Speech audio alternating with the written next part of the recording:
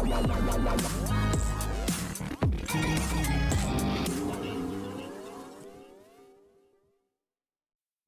सभी का favourite show Radha Krishna की कहानी के आज रात के एपिसोड में दिखाया जाएगा कि नारायण देवी पार्वती को लक्ष्मी और उनकी बहन आलक्ष्मी की कहानी सुनाते हैं। जब समुद्र मंथन हो रहा था तब देवी लक्ष्मी ने अपने हृदय से मुझे अपना पति पाने की इच्छा व्यक्त की थी और जब उन्होंने मुझे स्पर्श किया तब उनके स्पर्श से देवी आलक्ष्मी की उत्पत्ति हुई।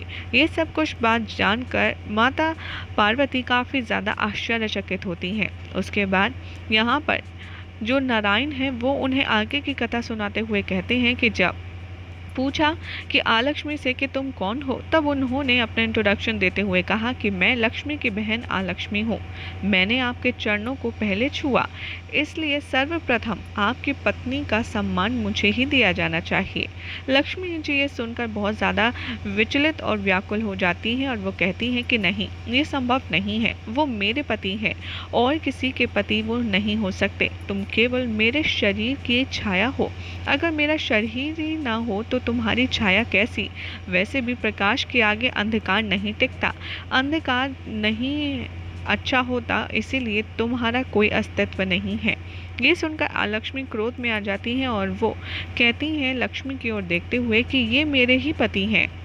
नारायण यहाँ पर कहते हैं कि इसका फैसला मैं करता हूँ। लक्ष्मी जी भी कहती हैं कि हाँ, इसका फैसला नारायण ही करेंगे कि आखिर कौन है उनकी पत्नी और किसे पहला दर्जा पत्नी का मिलना चाहिए। नारायण यहाँ पर अपना फैसला सुनाते हुए कहते हैं कि मेरी पहली पत्नी लक्ष्मी ही होगी, क्योंकि उन्होंने मुझे अपने हृदय से प्राप्त किया है, इसीलिए वो मेरे वाम भाग्य में विराजमान होंगी और वो व्यामी कहलाएंगी।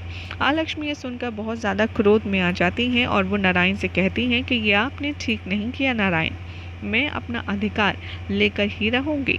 नारायण यहाँ आलक्ष्मी को समझाने का पूर्ण प्रयास करते हैं और कहते हैं कि जो तुम चाहती हो वो पूरी तरह से निरर्थक है। अभी प्रकाश है और अंधकार का कोई अस्तित्व नहीं होता, इसलिए तुम अब हमारी बात मानो और तुम यहाँ से चली जाओ। आलक्ष्मी यहाँ बहुत ज़्यादा क्रोध में आ जाती हैं और वो कहती हैं कि अभी आपने मुझसे यहाँ पर नकारा है, लेकिन मुझे भी वो वक्त ज़रूर दिखाई देगा जब ऐसा वक्त आएगा कि आपको मुझे स्वीकार करना ही होगा। राधा यहाँ पर दृश्य दिखाया जाएगा राधा का, जो कि द्वारका में सभी को बीमार देखकर काफ़ी ज़्यादा दुखी और परेशान हो रही होती हैं। कृष्ण वहाँ पर आते हैं और समझाते हैं कि आखिर कौन कौन क्या कर रहा है। ये सब कुछ एक वास्तविकता है जो कि हमें और तुम्हें पता है। पहले तो तुम्हें सबसे पहले द्वारका वासियों को यही बताना होगा कि ये सब कुछ तुमने नहीं किया है। राधा जैसे ही बीमार लोगों की मदद करने जाती हैं, द्वारका वासी उनसे कहते हैं कि हम सब समझते हैं, पहले तो आप हमें पीड़ा देती हैं और अब हमें सहायता करने का बहाना उसका ढोंग कर रही हैं। बलराम दाऊ भी तभी वहाँ आ जाते हैं और कहते हैं कि वो हमारी राधा है और ये हमारी राधा ने नहीं किया है, ये सब कुछ जिसने किया है उसका नाम आलक्ष्मी है। तभी वहाँ पर सांब भी आ जाता है और वो कहता है राधा से कि अभी यहाँ कोई भी कुछ भी आपकी बात नहीं सुनेगा और ना ही समझेगा, इसलिए आपका यहाँ से चले जाना ही उचित होगा। बलराम दाऊ सांब की बात से अग्री करते हैं और कहते हैं कि सभी पीड़ा में अपना विवेक खो चुके हैं राधा, इसलिए तुम भी यहाँ से चलो और मैं भी यहाँ से जा रहा हूँ। उधर दिखाया जाएगा कि आलक्ष्मी बार बार द्वारका के बाहर से श्री कृष्ण को पुकारती है, लेकिन कृष्ण उसके पुकारने पर एक बार भी नहीं जाते। जब सारे द्वारकावासी पीड़ाग्रस्त हो जाएंगे तब मैं द्वारका में बिना किसी अनुमति के भी प्रवेश कर सकती हूँ, ऐसा आलक्ष्मी श्री कृष्ण को पुकारते हुए कहती हैं।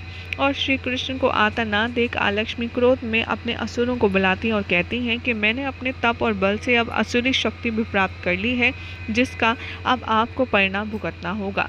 वो अपने बल से असुर को बुलाती है जिसका नाम ज्वालासुर होता है और वो उसे आदेश देती हैं और कहती हैं कि जाओ द्वारका में सभी लोगों को पीड़ित कर दो, ताकि द्वारकावासी राधा से और ज़्यादा घृणा करने लगें और तब कृष्ण को उसकी मदद करने आना ही होगा। दाऊ यहाँ पर देखते हैं कि एक असुर है जो अपनी नकारात्मक शक्ति से पूरी द्वारका में नकारात्मकता फैला रहा है। वो देखकर बहुत ज़्यादा विचलित हो जाते हैं, लेकिन कुछ कर नहीं पाते। राधा भी उसे देखकर परेशान होती हैं और कहती हैं कि दाऊ, मैं महादेव की आराधना करने जा रही हूँ। मैं जब तक तपस्या करूँगी कि तब तक सारे द्वारकावासी ठीक ना हो जाए। राधा यहाँ पर मंदिर में चली जाती हैं और भोलेनाथ की प्रार्थना करने लगती हैं और माता पार्वती और महादेव से मदद मांगती हैं।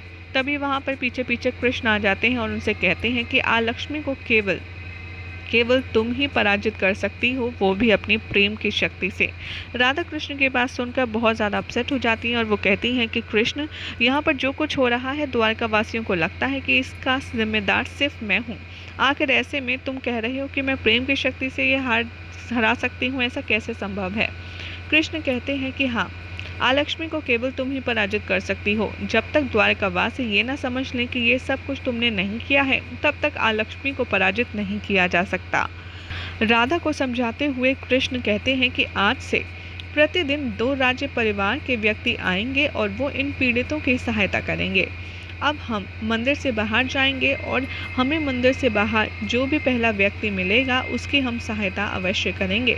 उधर दिखाया जाएगा कि लक्ष्मी बहुत ज़्यादा खुश हो रही होती है द्वारका में सभी लोगों की बिगड़ती तबीयत को देखकर। तभी वहाँ पर श्री कृष्ण आ जाते हैं और श्री कृष्ण को देखकर वो और भी ज़्यादा प्रसन्न हो जाती है।